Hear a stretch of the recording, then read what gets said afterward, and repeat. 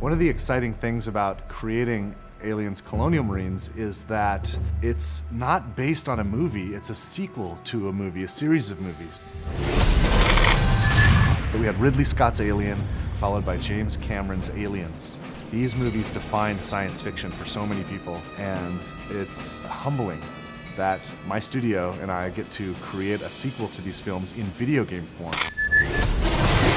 Aliens Colonial Marines is immersive. It's fast, scary, frightening, badass, dark. How many fingers am I holding up? He's fine. we tried to take that idea of a really interesting cast of characters and reinvent it a little bit with Colonial Marines. We're spending a lot of time on the authenticity, the feel of all the weapons, the presentation of the story.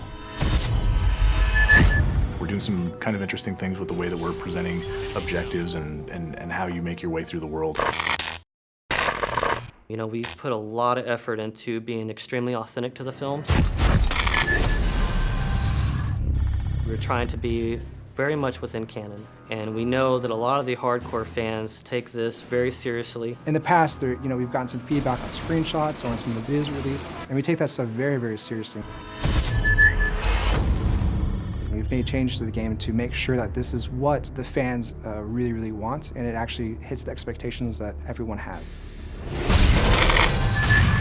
Well, for one, I think one of the similarities that you would find between Cameron's Aliens and where we are with the game is really in sort of look and feel, tone of the game has what you would think as if Cameron was directing himself, and at least that's our hope, is that you feel like the cinematography feels correct, you feel like the look and feel of the weapons, the way the aliens move, is something that maybe he would have done if he was directing a game like this. So we want to present something that's as compelling and detailed and beautiful and exciting as the films, but in an interactive experience. So I feel really fortunate to have had the chance to have met with Ridley Scott.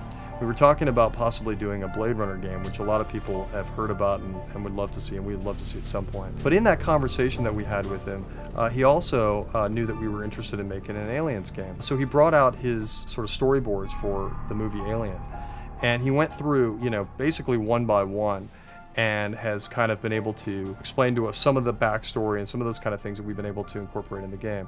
And it was just an invaluable experience to be able to meet him and kind of get a perspective on what it is to have, what he originally meant to do with some of the aliens and that kind of thing. So that was really exciting. The environments in the game are obviously based on the ones in the movie.